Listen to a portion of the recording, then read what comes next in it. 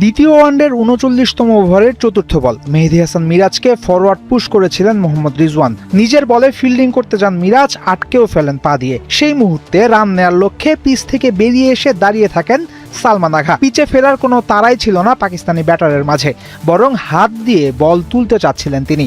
এই সুযোগে বল নিয়ে নন স্ট্রাইক প্রান্তের স্ট্যাম্প ভেঙে রান আউটের আবেদন করেন মিরাজ। প্রথমত, রানিং খেলার মধ্যে ব্যাটারের হাত দিয়ে বল ধরার কোনো নিয়ম নাই। সেটা করলে অবস্ট্রাক্টিং দ্য ফিল্ডের নিয়মে আউট হতে পারেন তিনি। এসব বেসিক নিয়ম জেনে অথবা না জেনে পাড়ার ক্রিকেটের মতো সালমান কেন পিচের বাইরে দাঁড়িয়ে থেকে হাত দিয়ে বল ধরতে গিয়েছিলেন সেটা ভালো জানেন তিনি। দ্বিতীয়ত, এই ঘটনায় ফিল্ডিং করতে গিয়ে আঘার সাথে মিরাজের কোনো সংঘর্ষ ঘটেনি। মিরাজের কারণে আঘা পিচে ফিরতে পারেননি তেমনও নয়, বরং আঘাকে মিরাজ সেকেন্ড খানেক সময় দিয়েছিলেন পিচে ফিরতে, কিন্তু সেটা করেননি পাকিস্তানি ব্যাটার। তাই একটা প্রতিযোগিতামূলক ম্যাচে এমন রান আউট করায় কোনোভাবেই খেলার স্পিরিটকে কলঙ্কিত করেননি মিরাজ।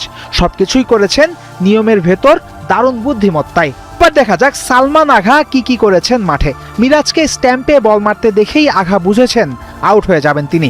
তখনই তাই রাগে দুঃখে গ্লাভস এবং হেলমেট মাটিতে ছুঁড়ে মারেন। বড় পর্দায় আউট ভেসে ওঠার পর বাংলাদেশি ফিল্ডারদের উদ্দেশ্য করে কটু কথা বলতে বলতে মাঠ ছাড়েন এই ব্যাটার। বাউন্ডারি লাইনের পাশে গিয়ে আবারও ছুঁড়ে মারেন নিজের হেলমেট। আউট হওয়ার হতাশায় যা করেছেন আঘা তার সবই ক্রিকেটের নিয়মের পরিপন্থী। তাই ম্যাচ শেষে ম্যাচ রেফারির ঘরে গিয়ে জরিমানা গোনার জন্য প্রস্তুত থাকতে পারেন এই ক্রিকেটার।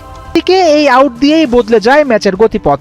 ভাঙে রিজওয়ান এবং আঘার ১০৯ রানের পার্টনারশিপ। মেজাজ হারিয়ে তেরে ফুরে মারতে গিয়ে পরের বলে আউট হন রিজওয়ানও। শেষ ৬ উইকেটে পাকিস্তান তুলতে পারে মাত্র ৪৩ রান। অর্থাৎ এই ঘটনার মাধ্যমেই ম্যাচে ফেরে বাংলাদেশ। নিজের পরিকল্পনায় সফল হন ক্যাপ্টেন মিরাজ। সিসির নিয়মের মাঝে থেকে বাংলাদেশ আঘাকে রান আউট করার পরও অবশ্য মানতে পারেননি পাকিস্তানি কমেন্টেটর রমিজ রাজা। ধারাভাষ্যে বারবার স্পিরিট অফ ক্রিকেটের কথা বলে মুখে ফেনা তুলতে থাকেন তিনি। ২০০৩ সালে মুলতান টেস্টে যখন মাটি থেকে বল কুড়িয়ে নিয়ে ক্যাচের আবেদন করে বাংলাদেশি ব্যাটারকে আউট করেছিলেন পাকিস্তানি কিপার রশিদ লতিফ, তখন অবশ্য পাকিস্তানের স্পোর্টসম্যানশিপ নিয়ে কোনো কথা বলেননি রাজা। তবে কি স্পোর্টসম্যানশিপ শুধু পাকিস্তান বিপদে পড়লেই কাজ করে? এমন প্রশ্ন কিন্তু রমিজ রাজাকে করা যেতেই পারে।